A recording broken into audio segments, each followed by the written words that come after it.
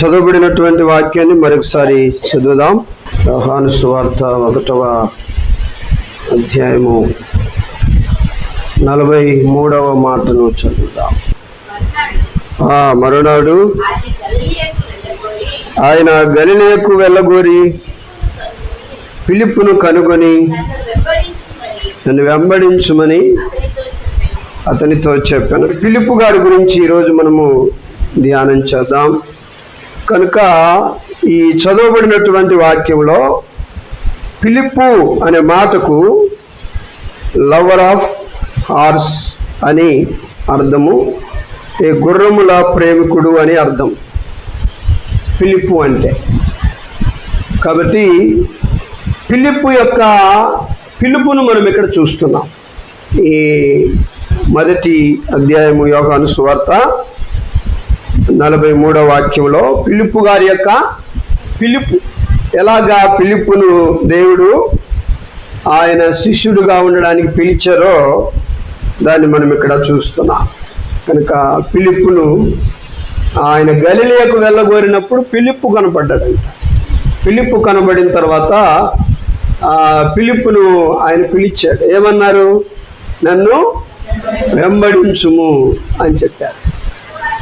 నన్ను వెంబడించుము అనే ఒక్క మాటతోనే వెంటనే ఆయన ఏం చేశాడు? ఫిలిప్పు వెంబడించాడు. కనుక నా వెనకరా నన్ను ఫాలో అవ్వు, నన్ను విడవకై వెంబడించు అనే మాటను ఒక్క మాట వినగానే ఫిలిప్పు ఏం చేశాడు? విడవకుండా ప్రభువును వెంబడించాడు. ఎంతవరకు అంటే కొన్నిసార్లు మనం పేతురులో వెనుకకు తిరిగి చూసిన ఆ పరిస్థితులు చూస్తాం. పేతురు కొన్నిసార్లు ప్రభువును వెంబడించిన వాడే, కానీ ఆయన మరణించిన తర్వాత పేతురు మరలా తిరిగి చేపలు పట్టడానికి వెళ్ళాడు. తిరిగి నేను చేపలు పట్టడానికి వెళ్తున్నాను అని తిరిగి పేతురు చేపలు పట్టడానికి వెళ్ళాడు. కానీ ఫిలిప్పు ఎప్పుడు కూడా వెనుకకు తిరిగి చూడలేదు. ఒకసారి ప్రభు ద్వారా పిలువబడిన తర్వాత ఫిలిప్పు వెనుకకు తిరిగి చూడలేదు. కాబట్టి మన జీవితంలో కూడా దేవుడు మనల్ని పిలిచినప్పుడు ఆయనను సేవించుట కొరకు, ఆయన బిడ్డలుగా ఉండుట కొరకు, ఆయన కొరకు జీవించుట కొరకు దేవుడు మనల్ని పిలిచినప్పుడు మనం నిరాకరించకూడదు. ఆయన మీద మనకు అనుమానాలు రాకూడదు. మనం ఆయన పిలుపును అగౌరవించకూడదు. మనం వెంటనే మన జీవితంలో ప్రభువును వెంబడించటం ఏం చేయాలి? నేర్చుకోవాలి. వెంబడించటము నేర్చుకున్నప్పుడు ఆ నడిపించే దేవుడు అనేక అనుభవాలలో నుండి మనల్ని ఏం చేస్తాడు? నడిపిస్తాడు. కనుక ఆయన మంచి కాపరి కాబట్టి, ఆయన గొప్ప దేవుడు కనుక, ఆ గొప్ప దేవుడు, ఆ మంచి దేవుడు మనల్ని అనేకమైనటువంటి శ్రేష్టమైనటువంటి అనుభవాలలో నుండి ప్రభు మనలను నడిపిస్తాడు. కాబట్టి ఫిలిప్పు పిలవగానే ప్రభు ఆయనను వెంబడించినటువంటి ఒక మంచి వ్యక్తి. కాబట్టి మనం కూడా ప్రభువుని ఏం చేయాలి? వెంబడించాలి. మనం ప్రభువుకు మాట ఇచ్చిన నాట నుండి ఈ రోజు వరకు ఆయన వెంబడిస్తున్నామా? కుడికి కానీ ఎడమకు కానీ తొలగిపోకుండా, మరలా మన ఇష్టానుసారంగా మనం ఈ లోకంలో కలిసిపోకుండా మనము ప్రభు కొరకు జీవిస్తున్నామా అన్నది మనం ఆలోచన చేయాలి. ఎందుకంటే చాలామంది ప్రభువును వెంబడించినట్లుగానే ఉంటారు, కానీ తర్వాత వాళ్ళు ఏం చేస్తారు? ప్రభువులో నుండి తొలగిపోతారు. ప్రభు మందిరానికి మానేస్తారు, ప్రభు యొక్క ప్రార్థనను మానేస్తారు, ప్రభు యొక్క సంఘ సహవాసాలను మానేస్తారు, ప్రభువుకు వారు దూరమైపోతారు. కాబట్టి ఒకప్పుడు వాళ్ళ విశ్వాసులు, ఒకప్పుడు ప్రభువును వెంబడించిన వారు, ఒకప్పుడు సంఘ సహవాసము వారికి ఉన్నది, కానీ ఇప్పుడు ఉండదు. ఎందుకంటే ఏవో కారణాలను బట్టి వారు దేవుణ్ణి వదిలిపెట్టి ఆయనను అనుసరించటం మానివేసి వారు ఒంటరిగా జీవించటం మనం చూస్తాం. కొన్నిసార్లు మనం ఒంటరిగా బ్రతికే ఏమవుతుందో తెలుసా? యోహాను సువార్త 15వ అధ్యాయంలో మనం చూస్తే ప్రభు అంటాడు, ద్రాక్షావళిని నేను తీగలు మీరు, ఎవడు నా యందు నిలిచి ఉండునో, నేను ఎవని యందు నిలిచి ఉండునో వాడు బహుగా ఫలించును. నాకు వేరుగా ఉండి మీరేమీ చేయలేరు.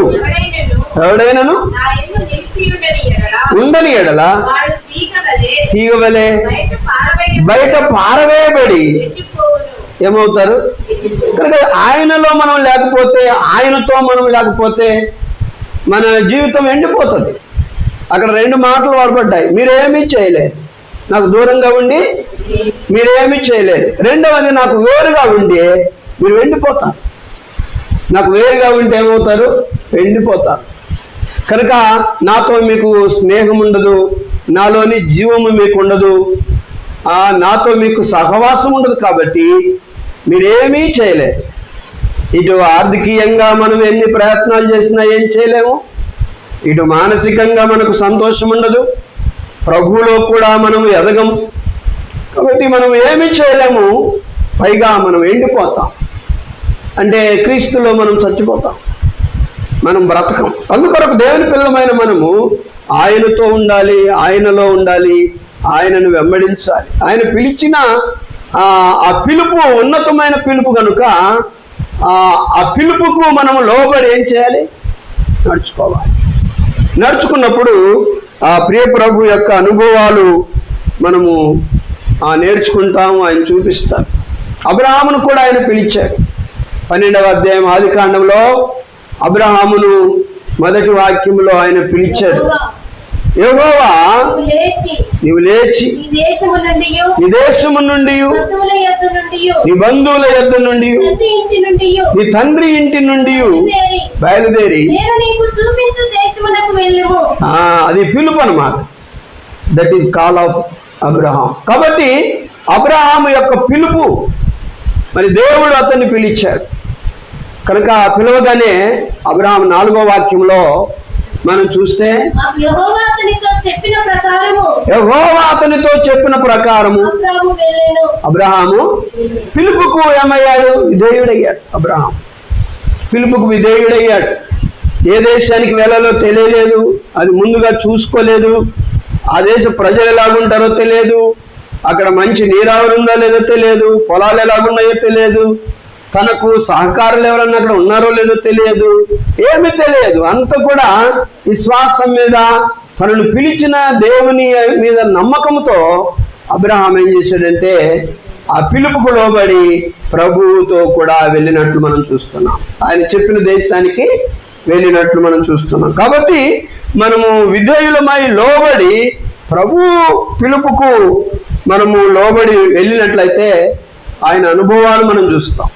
అబ్రహాం ఏం చూశాడు తెలుసా? గొప్ప గొప్ప అనుభవాలు చూశాడు దేవునితో.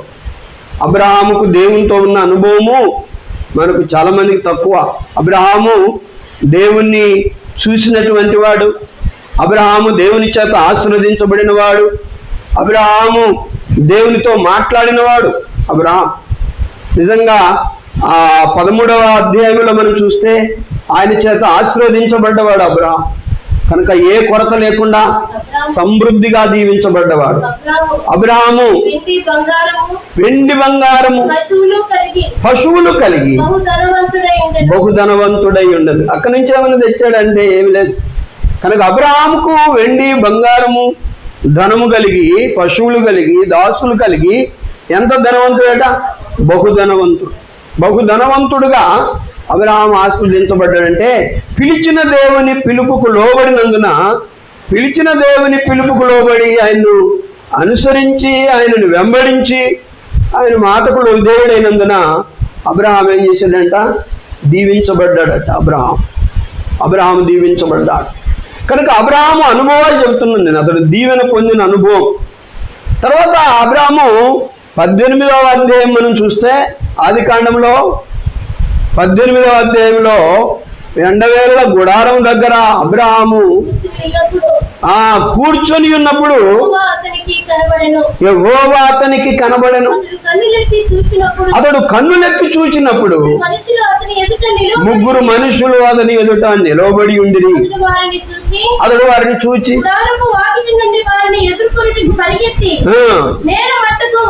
వంగి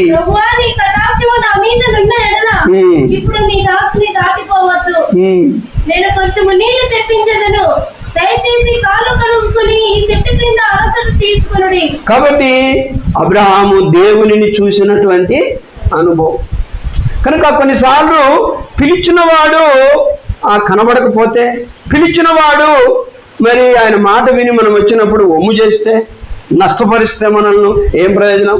కానీ అబ్రహాము దేవుడు అలా కాదు. అబ్రహాము దేవుడు అలా కాదు. తనను పిలిచాడు, తన మాట ప్రకారము ఆశీర్వదించాడు. ఇక్కడ ఏంటంటే ఆర్థికీయ ఆశీర్వాదం 13వ అధ్యాయంలో మనం చూసాం. ఆర్థికీయ ఆశీర్వాదం, అది ఆర్థికీయ ఆశీర్వాదం. వెండి, బంగారము, డబ్బు, ఆస్తి, పశువులు, దాసదాసీలు, ఇవన్నీ ఆశీర్వాదాలు ఏంటంటే ఇవి ఆర్థికీయ ఆశీర్వాదాలు. కాబట్టి ఆర్థికీయ ఆశీర్వాదాన్ని దేవుడు అతనికి ఇచ్చాడు. తర్వాత తనతో కలుసుకున్నట్లు మనం చూస్తున్నాం. మమ్రేద వనంలో సింధూర వృక్షం కింద మరి అబ్రహామును కలుసుకున్నట్లు డైరెక్ట్గా ఆ పరలోకపు దేవుడే భూమి మీదకి దిగి అబ్రహాము చూడగలిగేలాగున, అబ్రహాము దర్శించుకునేలాగున, అబ్రహాము మాట్లాడగలిగేలాగున ఆయన మహిమ కలిగిన రూపాన్ని మార్చుకొని అబ్రహామును దర్శించిన మహాదేవుడు. ఎంత గొప్ప దేవుడు కదా, ఎంత గొప్ప దేవుడు. అందుకని అబ్రహాము అంత గొప్ప ధనవంతుడైనా ఎలాగా రిసీవ్ చేసుకున్నాడు, ఆయన్ను స్వాగతించాడు తెలుసా? అబ్రహాము గుడారము వాకిట కూర్చొని ఉన్నప్పుడు ఆయన కనబడ్డాడు. కనబడగానే లేచి పరుగెత్తాడు ఒక దెబ్బకు. పరిగెత్తాడు. ఎవరు వస్తున్నారని? నా ప్రభు వస్తున్నారు. ప్రభుకు అది బిల్డింగా, అది గుడిసా, అది టెంటా, ఆ చెట్టు కింద ఉన్నాడా, ఎక్కడున్నాడని అవసరం లేదు. ఎలాగ బ్రతుకుతున్నాడో, ఎంత భక్తుడు, ఎంత పరిశుద్ధుడు, నేనంటే ఎంత వణుకుతాడు, అటువంటివి దేవుడు మనలో చూసినప్పుడు ఆయన నిన్ను దర్శిస్తాడు, ఆయన నన్ను దర్శిస్తాడు. కాబట్టి అబ్రహాము ఆ బిల్డింగ్ కట్టుకోలేదు, ఆయన గుడారంలో ఉన్నాడు అబ్రహాం. కనుక గుడారములో ఉన్న అబ్రహామును ఆ మహామహిమ కలిగిన అమరత్వములో నిత్యము స్తుతి స్తోత్రాలతో పొగడబడుచు భూమి మీద కాలు పెట్టడానికి సరిపోని దేవుడు అబ్రహాం కొరకే దిగి వచ్చాడు. దేవుని స్తోత్రం. ఎంత గొప్ప భాగ్యం కదా. అబ్రహాము ఆయన చూసిన వెంటనే అంత గొప్ప ధనవంతుడైనా తగ్గింపు పోలేదు. అబ్రహాం వెంటనే గుడారపు వాకిట నుండి లేచి పరుగెత్తుకొని వచ్చాడంట. ఆయన దగ్గర పరుగెత్తుకొని వచ్చాడంట. వచ్చేవారు వస్తారు, ఇక రాకపోతారా, ఇక్కడికే కదా వచ్చేది అని అలాగా జాగ్రత్తగా లేడు. కనుక కొన్నిసార్లు ఆ దేవుణ్ణి మనము చేర్చుకునే విధానంలో, మరి ఆయన్ను మనం గౌరవించే విధానంలో మనలో తగ్గింపు ఉండాలి. అబ్రహాము లేచి పరుగెత్తుకొని వెళ్ళి ఏం చేశాడంట? నేల మట్టుకు సాగిలపడ్డాడంట. నేల మట్టునకు వంగాడంట. నేల మట్టమునకు వంగాడు. మరికి వందనాలు చెప్పలేదు. నేల మట్టమునకు ఆయన పాదాల వరకు వంగాడు అబ్రహాం. వంగి మరి ఆ ప్రభువును ఆహ్వానించాడు. ప్రభు నీ కటాక్షము నా మీద ఉంటే నీ దాసుని దాటిపోవద్దు. ఇదేంటి? ఒక అనుభవం కదా. ఈ అనుభవానికి ఎంత వెలగట్టగలం మనం? ఎంత ఇచ్చినా ఇటువంటి అనుభవాలు మనకు రావటం చాలా అరుదు దేవుని బిడ్డలారా. కానీ అబ్రహాము పిలిచిన దేవుని పిలుపుకు లోబడినందున అతడు సిగ్గుపరచబడలేదు, అతడు దీవించబడ్డాడు ఆర్థికంగా. కనుక అబ్రహాము ఆ పిలుపుకు లోబడినందున అబ్రహాము ఆ పిలిచిన దేవుణ్ణి డైరెక్ట్గా చూశాడు, ఆయనతో మాట్లాడాడు, ఆయనకు ఆతిథ్యం ఇచ్చాడు. ఆయన చేత మరి సంతానమును గురించిన దీవెనను అక్కడ పొందినట్లు మనం చూస్తున్నాం. జనములను పెట్టిన దీవెన, ఇదిగో మీదటికి నేను నిశ్చయంగా నీ దగ్గరికి వస్తాను, మీదటికి ఈ కాలమున నీ వద్దకు నిశ్చయముగా మరలా వస్తాను. అప్పుడు నీ భార్య అయిన శారాకు ఒక కుమారుడు కలుగునని. చూసారా? ఇదే ఆశీర్వాదం, సంతాన ఆశీర్వాదం. అక్కడ 13వ అధ్యాయంలో ఆర్థికీయ ఆశీర్వాదం ఇచ్చాడు. ఇక్కడ ఆ సంతాన ఆశీర్వాదం కొరకు వాగ్దానం చేస్తున్నాడు. మీదటికే స్టార్ట్, నీకు సంతానం ఇస్తానని. వారు ఎన్ని సంశయాలు పడ్డా, ఎంత నవ్వుకున్నా, నీ దేవునికి అసాధ్యమైనది ఏముంది అబ్రాహ్మ? నీకు ముసలితనం ఉన్న ఆయన సంతానం ఇవ్వడానికి అడ్డు రాదు. మీరు ఎంత ముసలి అయినా నేను సంతానం ఇవ్వగలిగిన సమర్థుడను, మీరు అనుమానపడవద్దండి, నేను మీదటికి మీకు సంతానం ఇస్తానని ఆయన వాగ్దానాన్ని స్థిరపరిచి అక్కడి నుంచి ఆయన వెళ్ళిపోయారు. కాబట్టి దేవుని బిడ్డలారా, ఈ అనుభవాలు చాలా శ్రేష్టమైన అనుభవాలు. ఒకవేళ అబ్రాహాము ఆయన పిలుపుకు లోబడకపోతే ఇంతగా దీవించబడేవాడు కాదు, ఆ ఉన్న దేవుణ్ణి చూసేవాడు కాదు, ఆయనతో మాట్లాడేవాడు కాదు, సంతానాభివృద్ధిని పొందుకునేటువంటి వాడు కాదు. అందుకొరకు దేవుని పిల్లలమైన మనం కూడా, దేవుడు ఈరోజు తన రాజ్యం కొరకు మనల్ని పిలిచాడు, తనను సేవించుట కొరకు మనల్ని పిలిచాడు, తనను ఆరాధించుట కొరకు మనల్ని పిలిచాడు, ఆయన పిల్లలుగా ఉండడానికి, బ్రతకడానికి మనల్ని పిలిచాడు. అలాగా పిలువబడిన మనము కుడి అడుగులకు తొలగకుండా ఆయన పిలుపుకు లోబడి ఏం చేయాలి? ఆయన వెంబడించాలి, మనం ఆయన అనుసరించాలి, మనం ఆయనకు లోబడాలి. మనం కనుక పిలుపు ఒకే ఒక పిలుపు ద్వారా దేవునికి, ప్రభువుకు లోబడి ఆయనను వెంబడించినట్లు మనం చూస్తున్నాం. కనుక వెంబడించడంలో ఆ పిలిచిన వాని, ఆ వెంబడించే వాని అనుభవాలను మనం ఏం చేస్తాం? చూస్తాం, వాటిని ఆరగిస్తాం. అవి వర్ణించలేనటువంటి అనుభవాలు. తర్వాత మరొక మాట 43 తర్వాత 44 చదువుదాం. ఫిలిప్పు బెత్సయిదావాడు అనగా కాపురస్తుడు. చదవండి. ధర్మశాస్త్రంలో మోషేయు ప్రవక్తలను ఎవరిని గూర్చి వ్రాసిరో ఆయనను కనుగొంటివి. ఆయన యోసేపు కుమారుడైన నజరేయుడగు యేసు అని అతనితో చెప్పాను. అందుకు నతనేయులు, నజరేతులో నుండి మంచిదేదైనా రాగలదా అని అతనిని అడుగగా, వచ్చి చూడు అని ఫిలిప్పు అతనితో అనెను.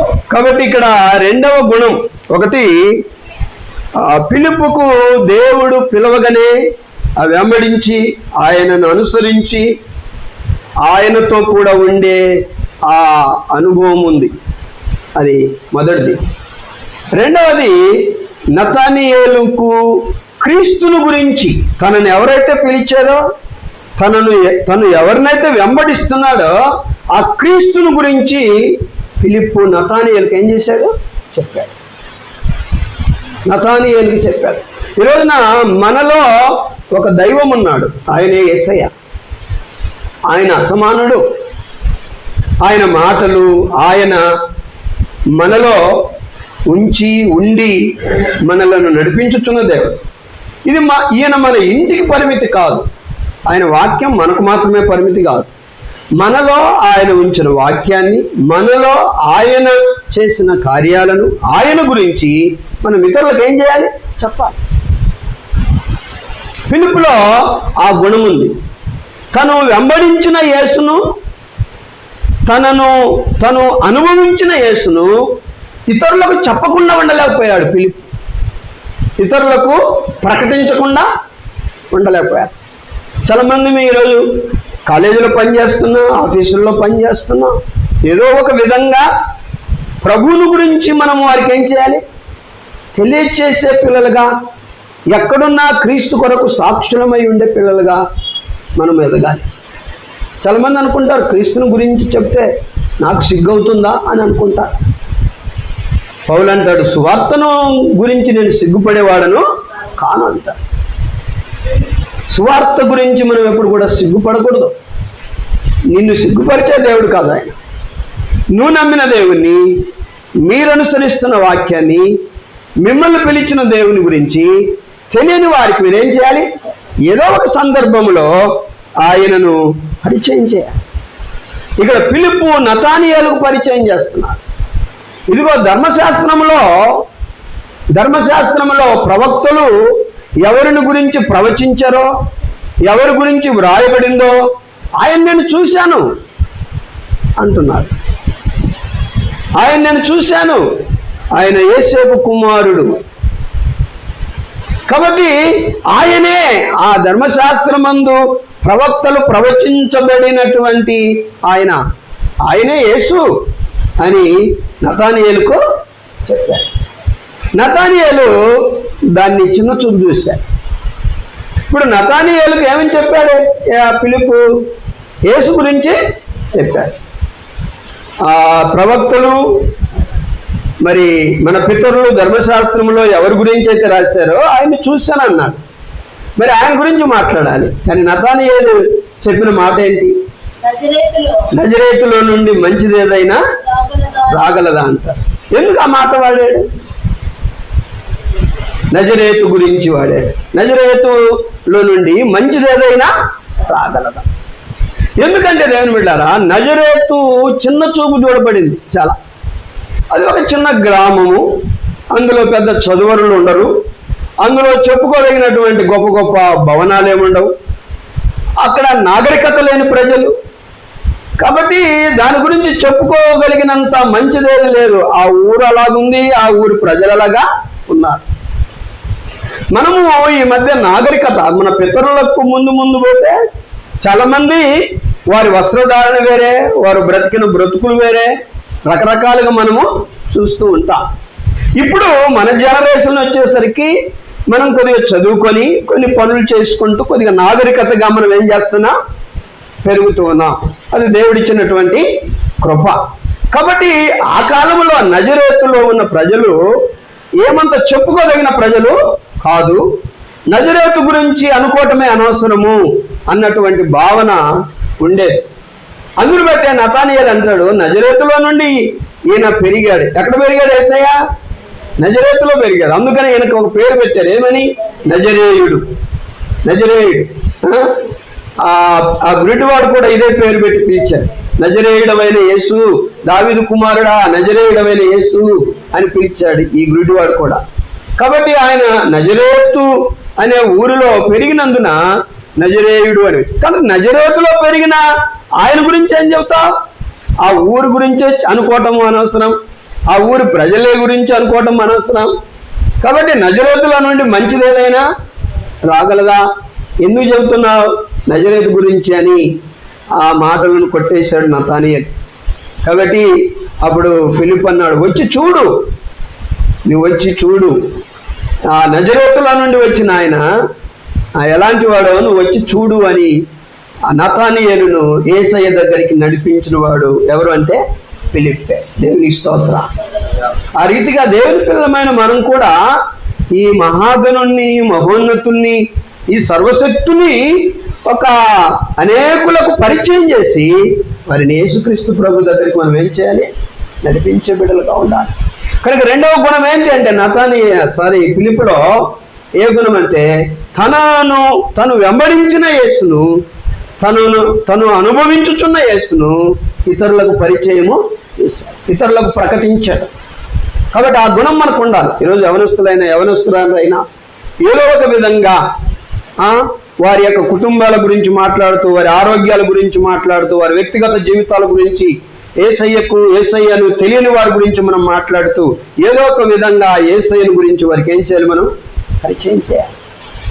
ఆయన గొప్పతనాన్ని గురించి, ఆయన మంచితనాన్ని గురించి, నీ జీవితంలో ఆయన ద్వారా మరి ఎటువంటి మేలు పొందావో, ఎటువంటి లాభాలు పొందారో, మీరు ఎటువంటి సమాధానం పొందుకున్నారో చెబుతూ మీ సాక్ష్యాన్ని సింపుల్గా చెబుతూ ఏం చేయాలి?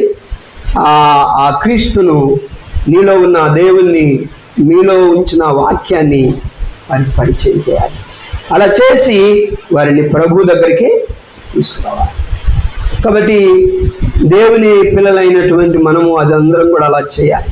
ఒకటి, ఆయన పిలుపునకు మనం లోబడి ఆయన వెంబడించాలి. రెండవది, ఆ వెంబడించిన దేవుణ్ణి, ఆ అనుభవించిన దేవుణ్ణి మనం ఏం చేయాలి? ఇతరులకు పరిచయం చేయాలి. కనుక నతానియేలు ఎలాగొచ్చాడు? నతానియేలు? ఫిలిప్పే నతానియేలును ప్రభు దగ్గరికి తీసుకుని వచ్చాడు. ఇప్పుడు వాళ్ళిద్దరు కూడా ప్రభు దగ్గరికి నడిచి వస్తూ ఉంటే నతానియేలుని చూసి ప్రభు ఒక మాట అన్నాడు. 44 చదువుతాం. యేసు నతానియేలు తన యొద్దకు వచ్చుట చూచి, ఇదిగో ఇతడు నిజముగా ఇశ్రాయేలీయుడు, ఇతని యందు ఏ కపటమును లేదని అతని గురించి చెప్పెను.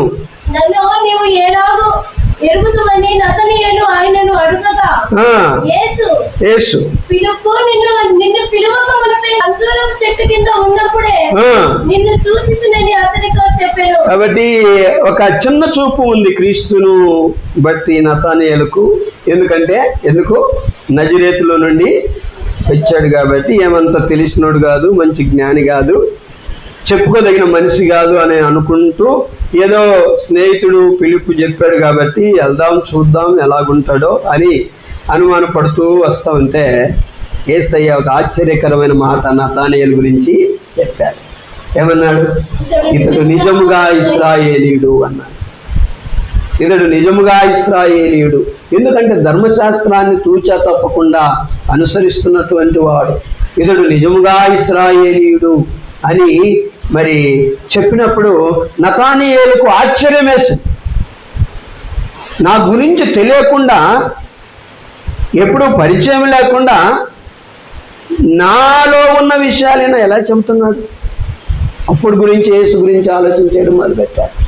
ఇతడు నిజముగా ఇశ్రాయేలీయుడు అన్నప్పుడు నతానియేలు అన్నాడు, నా గురించి నీకు ఎలా తెలుసు ప్రభువా అని అడిగినప్పుడు ప్రభు అన్నాడు, నీకు నన్ను పిలుపు పరిచయం చేయకముందే నీవు అంజూరపు చెట్టు కింద ఉండడం నేను చూశాను.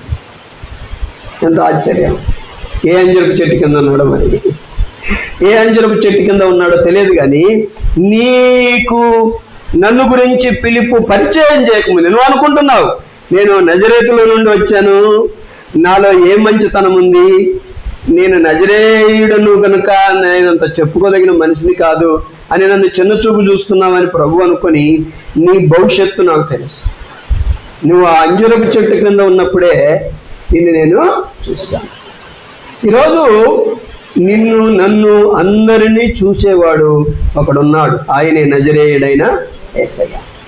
నువ్వెక్కడున్నా ఆయన నిన్ను చూస్తున్నాడు, నువ్వేం చేస్తున్నావో చూస్తున్నాడు.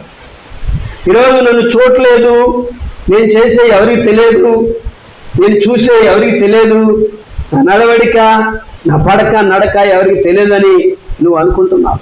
కనుక ఆయన అన్ని చూస్తున్నాడు. 139వ కీర్తనలో మనం వాక్యాన్ని చదువుతాం.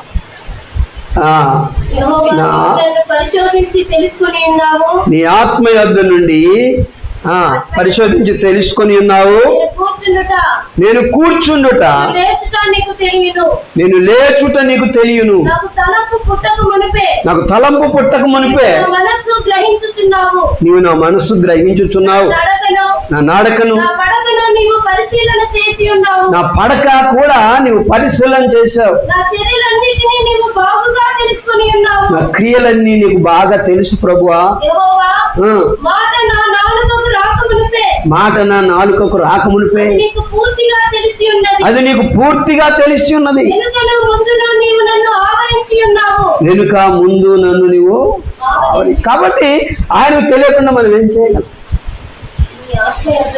కాబట్టి ఆయన దగ్గర నుంచి మనం ఎక్కడికి పారిపోలేము. దేవుని బిడ్డారా, నీవు కూర్చుంటా ఆయనకు తెలుసట, లేచుట ఆయనకు తెలుసు, పడుకొనటం ఆయనకు తెలుసు.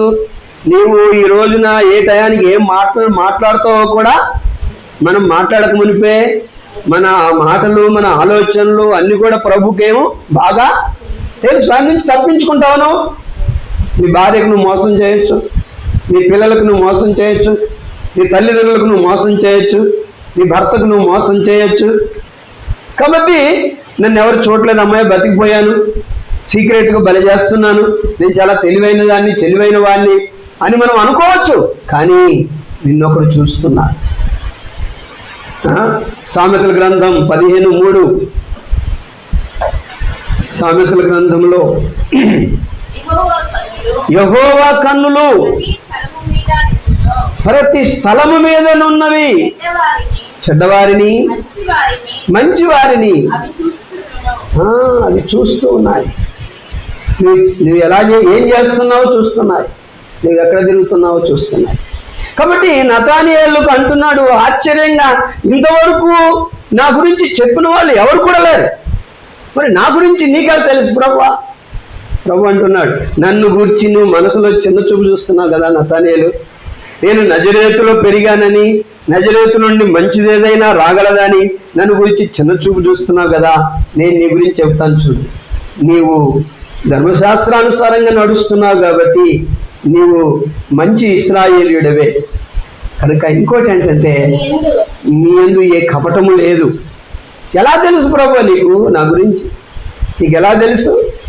నేను నిన్ను చిన్న చూపు చూసి నువ్వు ఇంత సీన్ లేదు నా గురించి చెప్పేంత సీన్ లేదని నేను అనుకున్నాను. నీకు ఎలా తెలుసు అంటే, ఇదే కాదు ఇంకోటి కూడా తెలుసు నాకు.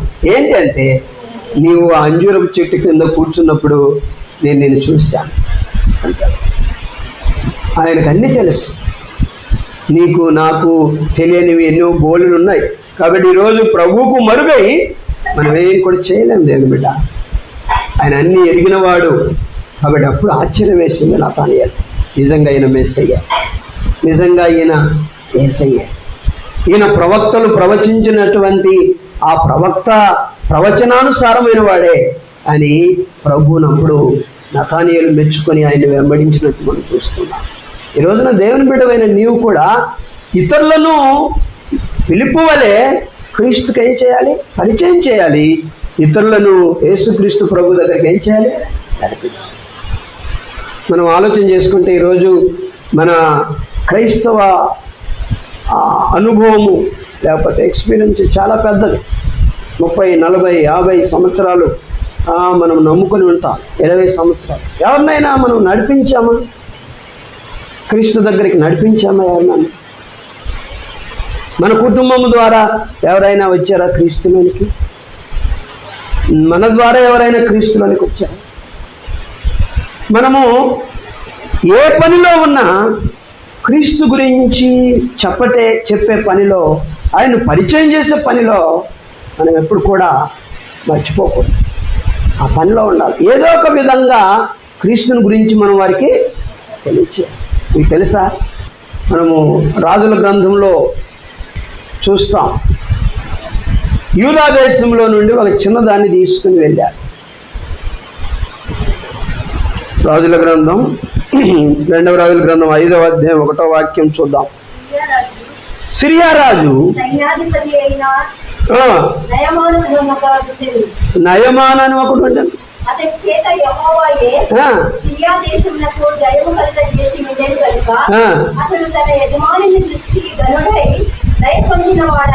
ఏమండి, రాజేమో అన్యుడే, సైన్యాధిపతి ఎవరు? సిరియా సైన్యాధిపతి ఎవరు?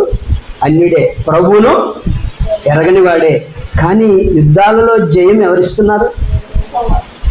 అతనికి తెలియదు. అతనికి తెలియదు. అతను అనుకుంటున్నాడు నేను అనుసరించుతున్నవి నాకు ఇస్తున్నాయేమో అనుకుంటున్నాడు. కానీ అలా కాదు. యెహోవాయే అతనికి యుద్ధములలో జయం అనుగ్రహించుచుండెను అని చూస్తాం. అనుగ్రహించుచుండెను. అతడు మహాపరాక్రమశాలి అయి ఉండెను. కానీ అతడు కుష్ఠరోగి.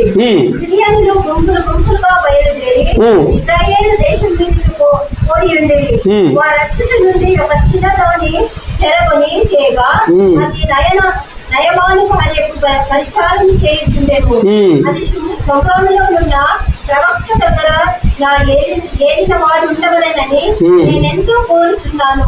అతడు నా ఏలిన వానికి కలిగిన కుష్ఠరోగమును బాగు చేయనని తన యజమాని రాజుతో అనెను. ఇక్కడ చూస్తున్నాం, సిరియనులు ఇశ్రాయేలు దేశం మీదకి యుద్ధానికి వెళ్ళినప్పుడు అక్కడ ఇశ్రాయేలీల ప్రజలలో ఒక చిన్న అమ్మాయిని తీసుకుని వెళ్ళిపోయారు, చెరగొనిపోయారు. ఎవరు అమ్మాయి? ఇశ్రాయేలీరాలు. కానీ ఆ ఇశ్రాయేలీలు ఇచ్చిన దాన్ని చెరగొని తీసుకుని పోయిన తర్వాత నయమాను ఆ భార్యకు ఏం చేస్తుందంటే ఆమె పరిచారం చేస్తాం, సేవ చేస్తూ పనులలో సహకరిస్తూ ఉంటుంది. కనుక ఎలా తెలుసుకుందో ఈ అమ్మాయి, అంత గొప్ప పేరు పొందిన నయమాను కుష్ఠరోగి, తనకు కుష్ఠరోగం ఉందని తెలుసుకొని నేను ఒక బానిసను, నా బతికే సరిగా లేదు, నేను పరాయి ఊరికి వచ్చాను, పరాయి ప్రజల ముందున్నాను, ఇంట్లో పడి ఉన్నాను, పెడితే తినాలి లేకపోతే లేదు, నాకెందుకు వచ్చిందని మౌనం ఉందా? అలాగే ఆమె చిన్నది వయసులో చిన్నదే కానీ గొప్ప వార్త చెప్పింది. దేవునికి స్తోత్రం. ఏంటి ఆ గొప్ప వార్త అంటే, షోమ్రోనులో ఉన్న ఒక ప్రవక్త ఉన్నాడు. ఆయన దగ్గరికి నా ఏలినవాడైన నయమాను వెళితే అతడు బాగుపడతాడు. ఎందుకు పరిచయం చేయాలి? షోమ్రోనులో ఉన్నటువంటి ఆ ప్రవక్తకు శక్తి ఎవరిస్తున్నారు? దేవుడు, యెహోవా. కాబట్టి ఆయనను గురించి పరిచయం చేస్తే ఆ అమ్మాయి మాట మేరకు అతడు ఇశ్రాయేలు రాజుకు పత్రికలు రాసి ఆ తర్వాత అతని షోమ్రోనుకు వచ్చి ప్రవక్తను కలుసుకున్నాడు. నయమాన్ ప్రవక్త అన్నాడు, నువ్వు యోర్దాను నదికి వెళ్ళి 7 మారులు మునిగేయి అన్నాడు. దానికి కోపపడి, నా దేశంలో నదులు లేవా, మహానదులు లేవా, అలాగా ఇలాగని అనుకొని కోపపడి వెళ్ళిపోతా ఉంటే తన సేవకుడు అన్నాడు, ఏమయ్యా నిన్ను ఏమన్నా అన్నారా? ఆ యుద్ధం చేయి, ఈ యుద్ధం చేయి, అంత ఇవ్వు ఇంత ఇవ్వు, నీ కాని పనిని ఏమైనా చేయమన్నారా? ఊరికే స్నానం చేయమనేది కదా నీకు చెప్పింది. మరి ఎందుకంటే తన కోపం ఎందుకంటే, ఇంత సిరియా దేశంలో ఇంత గొప్ప అధికారిని సైన్యాధిపతిని నేను వస్తే ఆ దైవజనుడు నా దగ్గరికే రాలేదు, నన్ను రిసీవ్ చేసుకోలేదు, నాకు గౌరవం ఇవ్వలేదు, నాకు మర్యాద ఇవ్వలేదు. ఎక్కడో ఉన్నాడు, సేవకునితో చెప్పి పంపించాడు. అతన్ని ఎవరైతే సిరియా దేశం నుండి నయమాన్ అనే అధికారి వచ్చాడో అతన్ని యోర్దాను నదికి వెళ్ళి 7 మారులు మునగమని చెప్పాడు. ఇదే మర్యాద? నేను మునగను అని వెళ్ళిపోతా ఉంటే, నీకు ఎందుకయ్యా బాబు నా మాటను, ఈ కుష్ఠరోగంతో ఎంతకాలం మూసిపెట్టుకున్నా ఇది ఆగదు, మరి ఇంట్లో వాళ్ళకు అంటుకుంటే ఎట్లా ఉంటుంది, చాలా జాగ్రత్త అయ్యా, ఈ కుష్ఠరోగాన్ని పోగొట్టుకోవటము మంచిదే కదా అని బతిమాలి చెప్తే అప్పుడు వెళ్ళి యోర్దాను నదిలో 7 మారులు చెప్పినట్లు మునగగా అతని దేహం పసిపిల్ల దేహము వలెనై. దేవునికి స్తోత్రం. ఇతడు శుద్ధుడు కావడానికి కారకులు ఎవరు? ఈరోజు రోగులను స్వస్థపరిచే మాట నీలో ఉంది, రోగులను స్వస్థపరిచే దేవుడు నీలో ఉన్నాడు, పరిస్థితులను మార్చే దేవుడు వార్త నీలో ఉన్నది, దేశాలను గ్రామాలను మార్చే శక్తి కలిగిన దేవుడు నీలో ఉన్నప్పుడు ఇది నీ వరకే పరిమితి చేసుకుని మనం ఉండేలాగను. దీన్ని ఎవరికి చెప్పాలి? మనం ప్రభువుని ఎరగని వారికి తెలియజేయాలి. ఒకవేళ ఆ చిన్నది షోమ్రోనులో ఉన్న ప్రవక్త గురించి, ఆ ప్రవక్త దేవుని శక్తితో నింపబడ్డాడన్న సంగతి తెలుసుకొని చెప్పి ఉండకపోతే నిజంగా నేను అనుకుంటాను ఈ చిన్నది చెరగొని పోవడానికి కూడా ప్రభువే సహాయం చేశాడు అనుకుంటున్నాను. ఎందుకంటే ఈ చిన్నది వెళ్ళకపోతే ఆ యొక్క దేశంలో ఇతనికి ఆ వార్త చెప్పేది కాదు, ఆ వార్త చెప్పకపోతే అతను ఇక్కడికి వచ్చేవాడు కాదు, మునిగేవాడు కాదు, స్వస్థత నందేవాడు కాదు, ఆ దేవుని యొక్క గొప్పతనాన్ని తెలుసుకునేవాడు కాదు. ఈరోజు నీ దేవుని గొప్పతనం తెలియకపోవడానికి మీరు నేను బాధ్యులమంతే. నీ దేవుడు మహిమపరచబడకపోవడానికి, ఈ దేవుని వార్త చాటపడకుండా ఉండడానికి, ఈ దేవుని గురించి అందరికీ తెలియకుండా ఉండడానికి కారకులం ఎవరు? నేనే. ప్రతి ఒక్కరం అనుకోవాలి, మేమే. ఇంకా నీ తల్లి రక్షించబడలేదు, ఇంకా నీ తండ్రి రక్షించబడలేదు, ఇంకా నీ బంధుమిత్రులు రక్షించబడలేదు. వారి కొరకైన భారం, వారి కొరకైన బాధ్యత, వారికి ఎలాగైనా క్రీస్తు గురించి ప్రకటించాలి. వారిని నువ్వు రక్షించలేవు, నీ వల్ల కాదు. క్రీస్తు రక్షిస్తాడు, కానీ నువ్వు ఆయన మాట చెప్పగలవు, ఆయన పరిచయము చేయగలవు. కాబట్టి ఆ చిన్నది వయసులో చిన్నదే కానీ చెప్పిన మాట చాలా గొప్ప మాట. ఆ మాట ఒక కుష్ఠరోగికి గొప్ప స్వస్థతనిచ్చింది. దేవుని బిడ్డ, ఈరోజు దేవుని అంత గొప్ప మాట, అంత గొప్ప శక్తి కలిగిన మాటను మనం దాచుకుంటే దేవుని వార్తను స్ప్రెడ్ చేయకుండా ఉండడం ఇది అది ఎంతవరకు సమంజసం మనకు. కనుక ఆయన మాటలు ఏం చేయాలి? ఇతరులకు ప్రకటించాలి.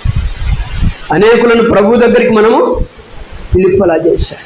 నతానియేలుకు ఆయన గురించి చెప్పేసి పరిచయం చేసి ఆ నతానియేలును ప్రభు దగ్గరికి తీసుకుని వచ్చుట ద్వారా నతానియేలు ఆ ప్రభువులో ఉన్న గొప్పతనాన్ని తెలుసుకున్నాడు. ప్రభువా, నీ గురించి నా గురించి నీకు ఎలా తెలుసు? నీవు మంచి ఇశ్రాయేలుడు అనే కాదు, నీలో కపటం లేదనేదే కాదు, ఇంకొకటి చెప్తాను ఏంటంటే, నీవు ఆ అంజూరపు చెట్టు కింద ఉన్నప్పుడే నీవు నాకు తెలుసు. జక్కయ్య మేడి చెట్టు ఎక్కినప్పుడే ఆయనకు జక్కయ్య కూడా నేను ఇక్కడ ఉన్నట్టు నీకు ఎలా తెలుసు ప్రభువా? ఈ చెట్టు ఎక్కానని ఎలా తెలుసు నీకు?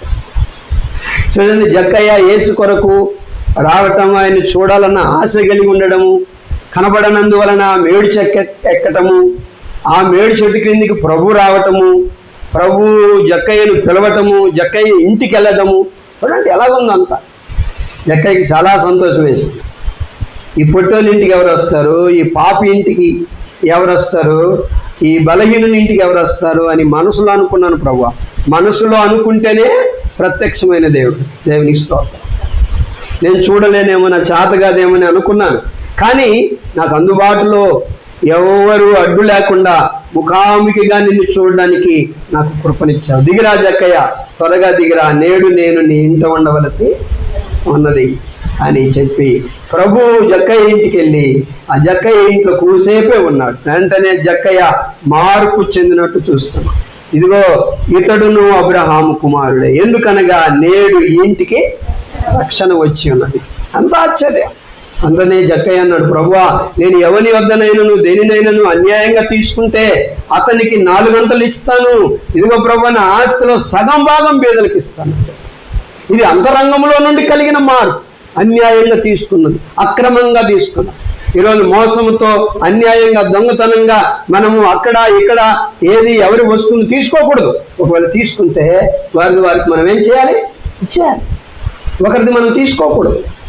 అది దేవుని పిల్లలకు తగదు. ఇక జక్కయ్య అంటున్నాడు, నేను నీ బిడ్డనైన తర్వాత ఇక ఈ దొంగ సొమ్ము నా దగ్గర వద్దు, ఈ అన్యాయపు సొమ్ము నా దగ్గర వద్దు ప్రభువా. నేను ఎవరి వద్ద ఏదైనా నువ్వు అన్యాయంగా తీసుకుంటే దానికి 4 గంటలు నేను ఇస్తాను. తర్వాత నా ఆస్తుల సగం భాగము పేదలకు. ఎంత మార్పు! ఈరోజు యేసయ్య నిన్ను చూస్తున్నాడన్న సంగతి మర్చిపోదు. నువ్వు ప్రభు దగ్గరికి రావట్లేదు, ప్రభువును ఆరాధించట్లేదు, ప్రార్థన చేయట్లేదు, వాక్యం చదవట్లేదు, ప్రభువుకు నమ్మకంగా బ్రతకట్లేదు, నీ నడక, నీ పడక, నువ్వు ఎలాగున్నావో, ఏం చేస్తున్నావో అవన్నీ కూడా ఇదిగో ఆ నతానియేలు ఎరిగిన దేవుడు, ఆ జక్కయ్య ఎరిగిన దేవుడు మనల్ని కూడా ఎరిగి ఉన్నాడు. కాబట్టి ఆ ఎరిగిన దేవుని మనము భయపడి ఆయనను అనుసరించాలి. దేవుని బిడ్డ, ఆయన గురించి అనేక మందికి ఏం చేయాలి? మనము ప్రకటించాలి. ఈ చిన్నది ప్రకటించినందువలన తన దేశాన్ని గురించి చెప్పారు, తన ఊరిలో ఉన్న దైవజనుని గురించి, తన ఊరి దేవుని గురించి చెప్పింది. ఎంత గొప్ప కార్యం జరిగింది, ఎంత గొప్ప కార్యం జరిగింది. కాబట్టి ఆ రీతిగా మన ప్రభువుని గురించి మనం ఏం చేయాలి? ప్రకటించాలి, తెలియచేయాలి. తర్వాత 3వ గుణము ఫిలిప్పులో ఇంకొక శ్రేష్టమైన గుణాన్ని మనం చూద్దాం. అపోస్తల కార్యములు 1వ అధ్యాయం 13వ మాట చదువుదాం.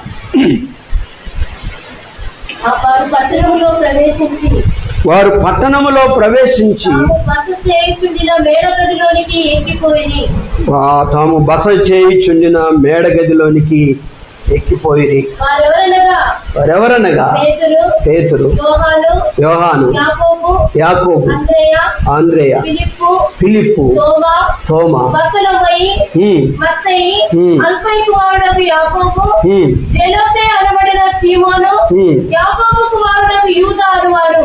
కాబట్టి ఈ ఎక్కిపోయినటువంటి వారిలో ఎక్కడికి? మేడగదికి ఎక్కిపోయినటువంటి వారిలో ఎవరున్నారు? ఫిలిప్పు గారు ఉన్నారు. ఎందుకు ఎక్కిపోయారు వీరు మేడగదికి? ఎందుకు ఎక్కిపోయారు? ప్రార్థన రోజు ప్రార్థన చేసుకోవట్లేదా? వాళ్ళు చేసుకోవట్లేదా? రోజు ప్రార్థన చేసుకోవట్లేదా? చేసుకుంటున్నారు. మరి స్పెషల్ ప్రేయరా? మేడగదికి ఎందుకు ఎక్కెళ్ళారు వీళ్ళు? అక్కడ ప్రభు ఒక మాట ఉన్నాడు. 1:4 ఆయన శిష్యులను కలుసుకొని ప్రభు ఇలాగూ ఆజ్ఞాపించను, మీరు యెరూషలేము నుండి వెళ్ళక నా వలన వినిన యొక్క వాగ్దానము కొరకు తండ్రి యొక్క వాగ్దానము కొరకు కనిపెట్టుడి అని ప్రభు చెప్పారు. ఏంటంటే నా వలన వినిన తండ్రి యొక్క వాగ్దానం ఏంటి? What is that promise? ఏంటి? యోహాను నీళ్లతో బాప్తిస్మం ఇచ్చాడు, కానీ కొద్ది దినములలోగా మీరు పరిశుద్ధాత్మలో, అంటే దాని అర్థం ఏంటంటే మీరు పరిశుద్ధాత్మ కొరకు కనిపెట్టాలి అని. తండ్రి యొక్క వాగ్దానం ఏంటి? మీరు పరిశుద్ధాత్మను పొందనిదే యెరూషలేము విడిచి వెళ్ళకూడదు. తండ్రి యొక్క వాగ్దానం ఇది. తండ్రి నా వలన మీకు ఏమైతే వాగ్దానం చేశారో, నేను ఏమైతే చెప్పానో ఆ వాగ్దానము పొందు వరకు మీరేం చేయాలి? కనిపెట్టాలి. మీరేం చేయాలి? కనిపెట్టాలి. ఎక్కడ కనిపెడతావు? నీ డ్యూటీలో నీవు ఉండి, నీ సంసారంలో నువ్వు ఉండి, నీ పనుల్లో నువ్వు ఉండి కాదు, ప్రార్థనలో ఉండి కనిపెట్టాలి. ప్రార్థనలో ఉండి కనిపెట్టాలి. ఎవరి కొరకు కనిపెట్టాలి? యేసయ్య గురించా? పరిశుద్ధాత్మ గురించి కనిపెట్టాలి. పరిశుద్ధాత్మ నింపుదల పొందడానికి మనము భారము కలిగి ప్రార్థన చేయాలన్నది ప్రభు. అందుకొరకే ఆ దేవుని వాగ్దానము పొందడానికి, అనగా పరిశుద్ధాత్మను పొందుకోవడానికి వాళ్ళు ఏం చేశారంటే మేడగదికి ఎక్కి వెళ్ళిపోయారు. ఏం చేయడానికి? ప్రార్థనలో కనిపెట్టి ఆయన్ని పొందడానికి, పరిశుద్ధాత్మను పొందడానికి. పరిశుద్ధాత్ముడు మనకు ఎందుకు అవసరం? దేవుని మీద పరిశుద్ధాత్మ దేవుడు మనకెందుకు మనకు అవసరం? ఇప్పుడు చాలా మంది పరిశుద్ధాత్మతో నింపబడటం కావాలి. పరిశుద్ధాత్మను మనం నిరాకరించకూడదు. పరిశుద్ధాత్మతో మనము మీకు ఖాళీగా ఉంటే యోహాను సువార్త 14, 15, 16 వాక్యాలు ఇంటి దగ్గరికి వెళ్ళి చదవండి. అక్కడ పరిశుద్ధాత్ముని యొక్క ప్రయోజనాలు మనకు కనబడతాయి. పరిశుద్ధాత్మ దేవుని యొక్క ప్రయోజనాలు విశ్వాసికి ఎంత అవసరమో అక్కడ కనబడతాయి. నేను ఒక అవసరాన్ని చెప్తాను, ఎందుకంటే ఎగ్జాంపుల్ కొరకు. 16వ అధ్యాయము యోహాను సువార్తలో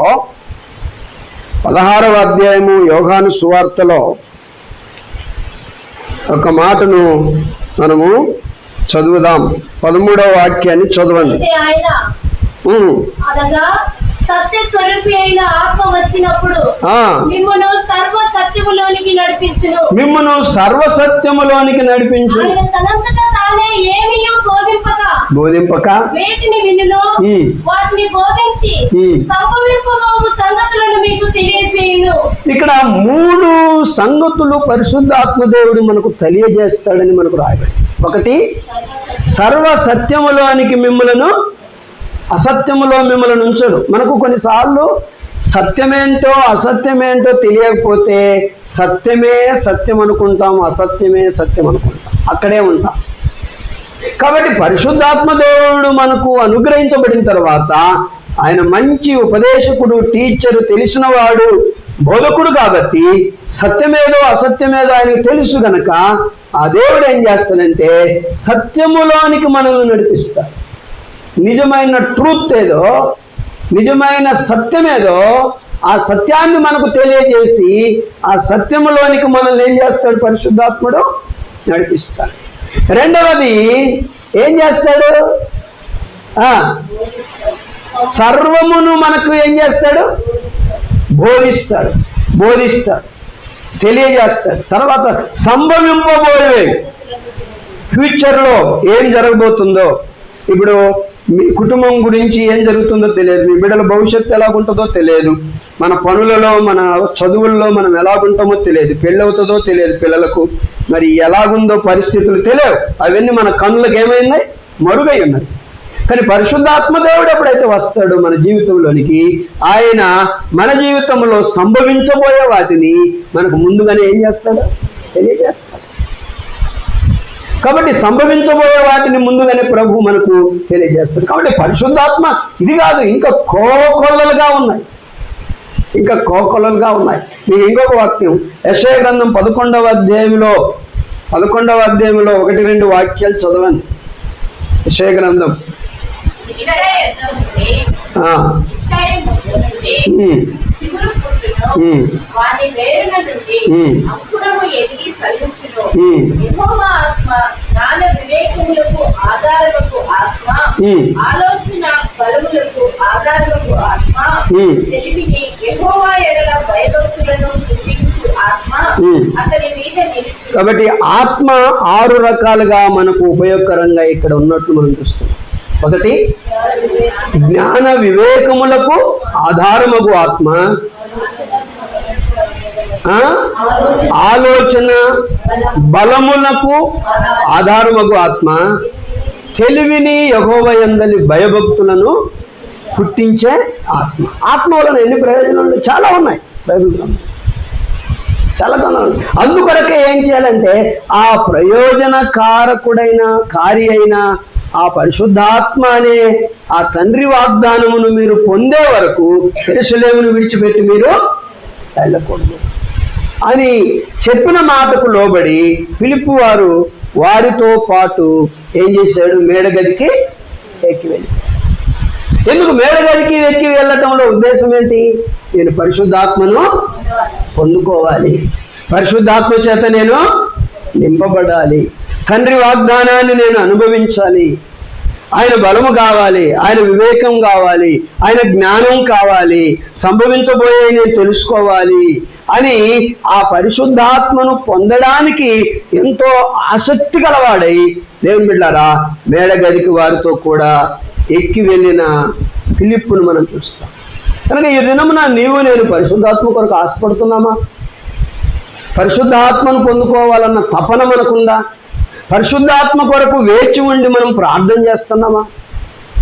ఇలా అట్లా జస్ట్ ప్రార్థన, ప్రభు నీ ఆత్మ నాకి ఆమెన్ అని వెళ్ళిపోవడం కాదు. నువ్వు కనిపెట్టాలి రోజుల తరబడి. వీళ్ళకు దేవుడు ఏం చెప్పలేదు, ఇదిగో మీకు 10 దినములలోగా ప్రభు తన ఆత్మను పంపిస్తాడని చెప్పలేదు. అక్కడ చెప్పారా 10 రోజులకు పంపిస్తానని? 10 రోజులకు పంపిస్తానని చెప్పలేదు. 10 రోజులు కావచ్చు, నెల కావచ్చు, ఎంతైనా కావచ్చు. ఎన్ని రోజులైనా ఆ ప్రభువును, ఆ పరిశుద్ధాత్మని నేను పొందినంత వరకు నేనేం చేస్తాను? ప్రార్థన చేస్తాను. సంసారం లేదా, ఇల్లు లేవా, ఉద్యోగాలు లేవా, నాకు ఇవన్నీ కాదు.